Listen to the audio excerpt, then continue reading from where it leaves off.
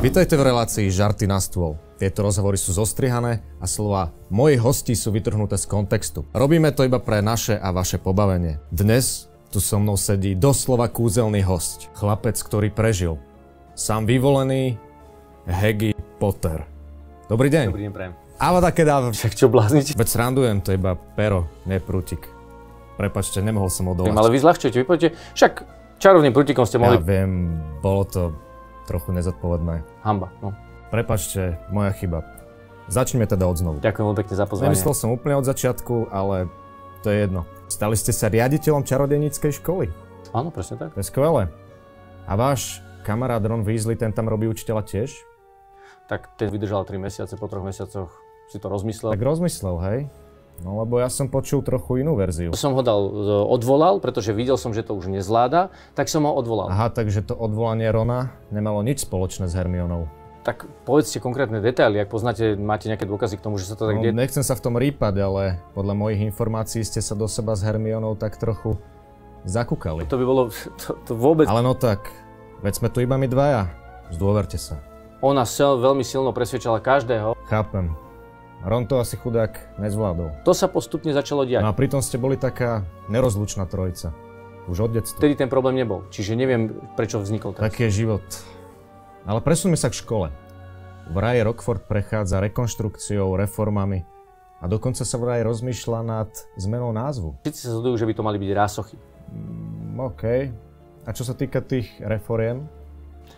To prerozdelenie, my sme to začali reformovať. Urobili sme reformu, aby bolo spravodlivé. Ja už to nebude Slizolin, Chrabromil a tieto veci? Ako to bude po novom? Máme všeobecnú, máme dôveru a unión. OK, veď neskôr uvidíte, ako sa vám zabehnú. Snad sú teda vyvážené. Myslím, že sú relatívne dobré. Treba sa pozrieť na niektoré detaily, nepoznám detaily právo. Poďme ale prebrať rekonštrukciu Rockfortu, teda rásoch. Idú sa prerábať tie vaše pohyblivé schody. Prečo? Pretože boli úplne zanedbané. To neznie až tak vážne. To by malo byť opravené rýchlo. Treba povedať veľmi vážne a to prosím zase nezľahčujme. Nesnažme sa ľuďom nahovoriť, že za 2 roky aj rozhodnete, aj získate peniaze, aj naprojektujete, aj postavíte. Tak teda na ako dlho to odhadujete? 3 roky? Veď ani dom si za takéto obdobie nespravíte. Dobre, veď ja sa do toho až tak nevyznám, ale... Môžeme sa o tom baviť odborne, len potom buďte prosím na to pripravení. OK, tak to teda skúste.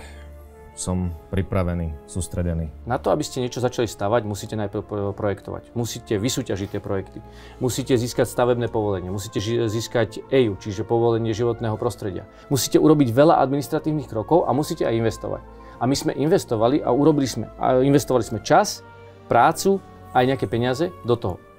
A koľko to vlastne bude stáť? Akože naozaj si povedzme. Však ja zase nemám detail, ale že stovky miliónov eur. Pekne, a to sa stále bavíme iba o tých schodoch? Áno, ale... Hej, a bude to teda trvať? To trvá roky. Skúste to možno nejak upresniť. Mesiace až roky. Ďakujem. A nedalo by sa proste zamávať prútikom a tie schody opraviť tak? Ja som zásadne proti tomu, aby sa tu ľuďom sľubovalo, že čarovným prútikom sa niečo udeje. Lebo sa neudeje. Ako nebuďme naivní. Ospravedlňujem sa, ja som si myslel, že v takýchto situáciách kúzlite bežne. Nie, prepáčte to akože... OK, vyzerá to tak trochu, že kúzliť neviete, čo je samozrejme smiešne. Veď ja viem jedno, aha. Jedna harfa, má 100 strún, nech je z tejto vody rum. Dobre, nie? No tak, skúste povedať nejaké zaklinadlo aj vy. Moldava, nad Ondavou a potom, myslím, že Humene, teraz nepamätám si presne. Radšej to kúzlenie asi nechajme. Myslím, že toto je nejaký krátkodobý problém, ktorý treba vysvetliť a vyriešiť, to je všetko. Veď jasné, to si potom nejako vyriešite. Každému sa občas stane, že jeho prútik... Nechajme to tak. Čo Voldemort? No, tak to vieme, o tomto spore vieme. Áno, ale počul som, že jeho duch mohol prežiť. Tak to, že môže, neznamená, že je, a preto hovorím, ak je, však v poriadku. Ak je, tak treba to preukázať, tu sú dôkazy toho, že to niekto... Ja neviem. No vraví sa, že časť duše Voldemorta stále žije vo vás. Ja tie detaily nepoznám, čiže nebudem to ani komentovať. No, dobre, ale pri tom boji ste... My jasne hovoríme, že na boj s tým, ktorého meno sa nevyslovuje, hej. Ale ešte raz, nemyslíte si, že by vo vás mohol prežiť? Prepáčte, to vám neviem povedať. Neviete, alebo nechcete? Nie, nechcem. A za týmto si stojím. To zopakujem rád aj tu v tejto relácii. Tak potom sa už asi nemáme o čom rozprávať. Veľmi dobre ste to povedali. No nič. Ďakujem za vašu pozornosť, milí diváci. Lúčim sa s vami aj s našim tajnostkárskym hosťom, ktorý nechce odpovedať na niektoré otázky. Pretože zákon o ochrane utajovaných skutočností chráni utajované skutočnosti. Že zákon o ochrane utajovaných... Čo? Myslím, že ste počuli všetci, čo som povedal. Áno, počuli.